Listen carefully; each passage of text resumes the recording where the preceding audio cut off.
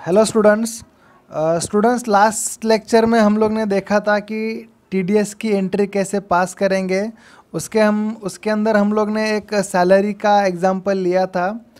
तो ये वीडियो में सेम टॉपिक पे हम लोग एक दूसरा एग्जांपल लेते हैं कि फॉर एग्जांपल अगर मेरी कंपनी मेरे किसी पार्टी को अगर रेंट पे कर रही है तो उसके अंदर हम लोग कैसे टीडीएस चार्ज करेंगे एज वेल एज कैसे जीएसटी लगाएंगे उसके अंदर।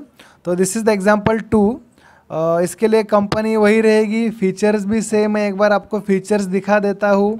F11 में जाना है, टैक्सेशन में जाके जीएसटी में मैंने यस करके रखा है यहाँ पे। तो ये सब डिटेल आपको डालनी है यहाँ पे, जीएसटी नंबर वगैरह, क्लासिफिकेशन को यस कर दो और टीडीएस के भी सारे डिटेल यहाँ पे डाल देनी है यस करके। यहाँ पे मैंने यहाँ पे डिटेल डाल दिया है, that is tax registration number, okay, deduction type वगैरह, टैन नंबर वगैरह, यहाँ पे कंपनी, ये सब मैंने यहाँ पे डिटेल पहले से फिल कर दी है।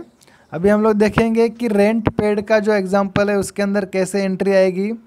तो उसके लिए जाएंगे अकाउंटिंग वाउचर्स में, F9 परचेस, यहाँ पे मैंने ऑल्ट आई कर दिया है पहले से ही।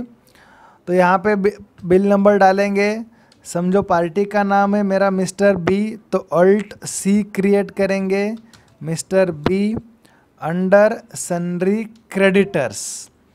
इस टीडीएस डिडक्टेबल को यस करना है और वो है समझो बॉडी ऑफ इंडिविजुअल्स। इसको यहाँ पे उसका कंट्री इंडिया, स्टेट महाराष्ट्र, और वो भी एक रेगुलर डीलर है तो उसका भी जीएसटी नंबर यहाँ पे आएगा। उसके बाद यहाँ पे एक्सेप्ट करेंगे तो यहाँ पे पर्टिकुलर्स में जो एक्सपेंस में पे कर रहा हूँ उसका लेजर आएगा। तो ऑल्ट सी यहाँ पे मैं डालता हूँ rent paid that goes to indirect expenses. यहाँ पे इस जीएसटी अप्लीकेबल, जीएसटी मेरा लगेगा तो जीएसटी में अप्लीकेबल डिटेल को यस करना है। नेचर ऑफ ट्रांजैक्शन में रखेंगे परचेस टैक्सेबल, 18% टैक्स है समझो यहाँ पे करेंगे गुड्स, और टीडीएस अप्लीकेबल में स्पेस बार दबाएंगे तो यहाँ पे करना है अप्लीकेबल। और अभी न्यू कैटेगरी क्रिएट करेंगे। जैसे हम लोग ने पिछला कैटेगरी बनाया था सैलरी के लिए, वैसे ही नया कैटेगरी बनाएंगे। न्यू कैटेगरी में जाके टीडीएस ऑन रेंट का, उसके भी अलग अलग सेक्शंस रहेंगे। समझो मैं 194 बी डालता हूँ यहाँ पे, जो भी मेरा प्रीमेट कोड है समझो मैंने एग्जांपल के लिए कुछ भी एक डाल दो, और उसका टैक्स मुझे कितना कट करना है तो मैंने यहाँ पे 10% डाल दिया। इसको यहाँ पे एक्सेप्ट करो।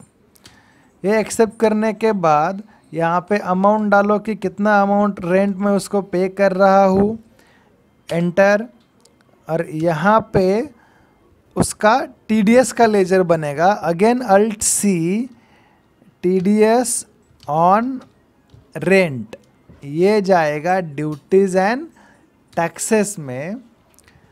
ड्यूटी ऑफ टैक्स आएगा टीडीएस, और जो मैंने कैटेगरी बनाई थी टीडीएस ऑन रेंट का, तो यहाँ पे देखेंगे उसका टैक्स ऑटोमेटिकली क्या हो गया, डिडक्ट हो चुका है।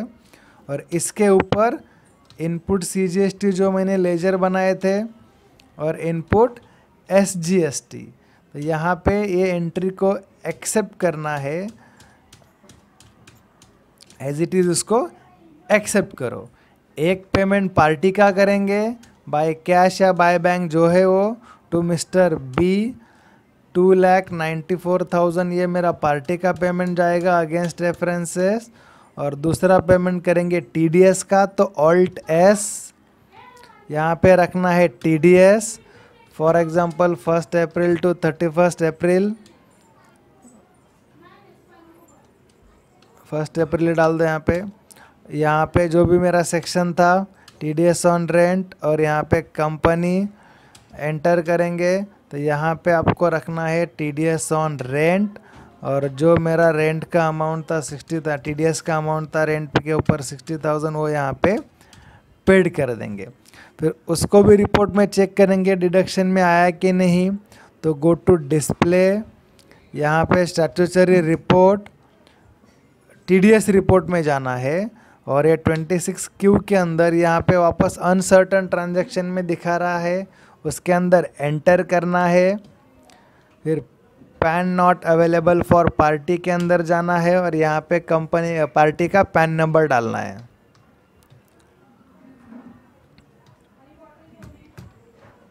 समझिए मैंने कंपनी का पैन नंबर डाला, अप्लीकेबल यहाँ पर डाल दो, इसको एक्सेप्ट करो। अभी यहाँ से वो जाएगा डिडक्टर में आपका यहाँ पे, तो यहाँ पे इंक्लूड ट्रांजैक्शन यहाँ पे दिखा रहा है आपको और अमाउंट भी यहाँ पे उसके अंदर आ गई है। Okay students, thank you students.